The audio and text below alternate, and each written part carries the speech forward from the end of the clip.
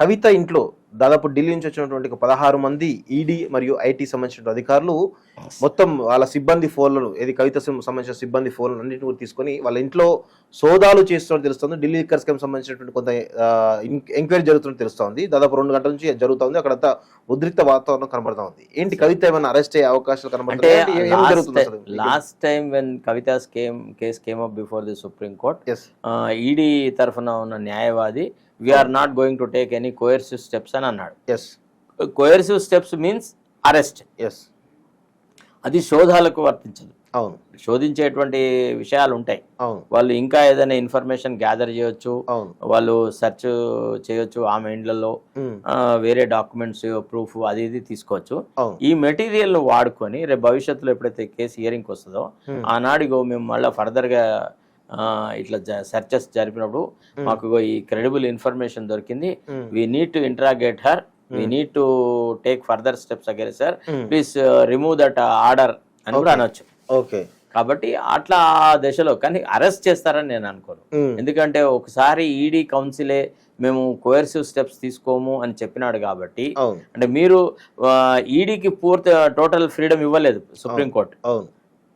వాళ్ళు మేము stay of arrest ఇస్తా అని అనలే, వీళ్ళే అన్నారు. వీళ్ళ అప్రహెన్షన్స్ దృష్టిలో పెట్టుకొని ఈడీ తరఫునే న్యాయవాది చెప్పినాడు we're not going to take coercive steps అని. కాబట్టి ఈ దశలో అరెస్ట్ అనేది అంత సులభం కాదు.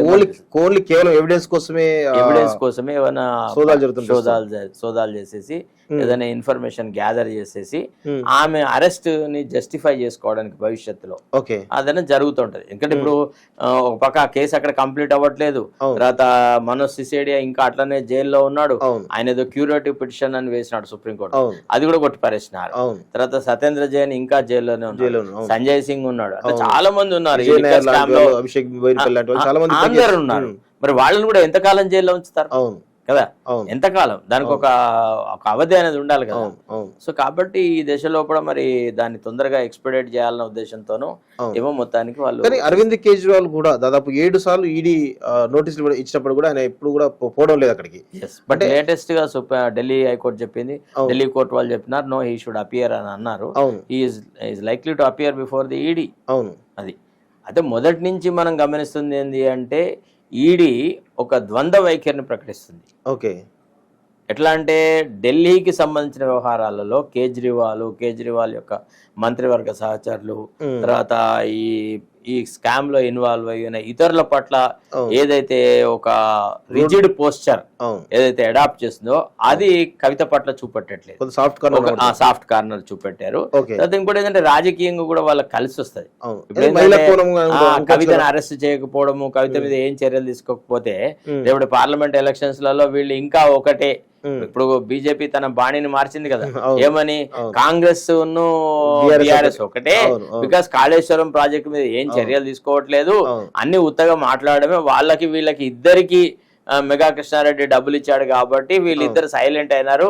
మొదటేమో సిబిఐ ప్రోబ్ అని అన్నారు, ఇప్పుడేమో జ్యుడిషియల్ ఎంక్వైరీ అంటున్నారు అని చెప్పి వాళ్ళు మార్చారు కదా. సో వాళ్ళ ఆ మాటకి ఎంతో కొంత క్రెడిబిలిటీ రావాలన్నప్పుడు కవిత మీద కూడా కొన్ని కంటి తుడుపు చర్యలు తీసుకున్నట్టు కనపడాలి. కాబట్టి this is only a face saving thing. I don't think they are so serious.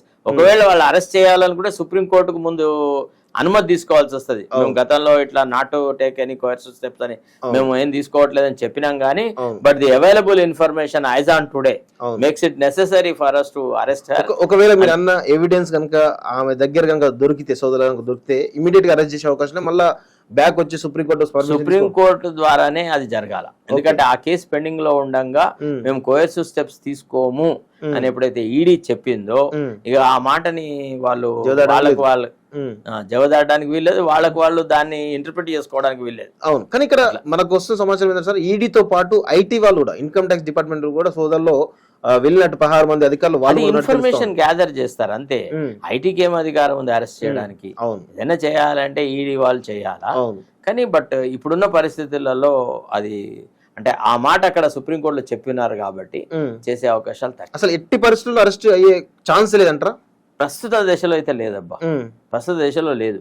ఎందుకంటే వాళ్ళే వాగ్దానం చేస్తారు కదా, they cannot flout their own undertaking supreme court.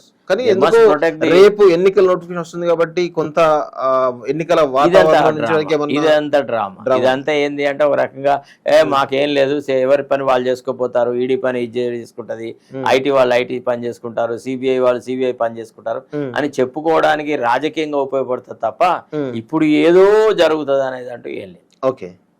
Okay sir, thank you very much sir, thank you very much. ఇది కవితకు సంబంధించినటువంటి latest update. మొత్తానికైతే కవిత arrest అవుతుందా అవదా, ఈడీ సోదాలు ఏం చేయబోతుందనే దాని కోణం పైన మరి శరత్ కుమార్ గారు చాలా కూలంకషంగా వారి మాటలు చెప్పడం జరిగింది. మొత్తానికైతే సుప్రీంకోర్టు ఆదేశాలు లేకుండా కవిత అరెస్ట్ అయ్యే అవకాశాలు లేవని చెప్పేసి కూడా వారు చెప్తా ఉన్నారు. మరికొద్ది సేపట్లో ఈడీ ఐటీ అధికారులు బయటికి వస్తే కానీ అసలు విషయం ఏంటో బయటపడే అవకాశం అయితే లేదు. మరికొద్ది సేపట్లో దానికి సంబంధించిన అప్డేట్ రాబోతుంది. చూస్తుండండి college TV. Thank you very much.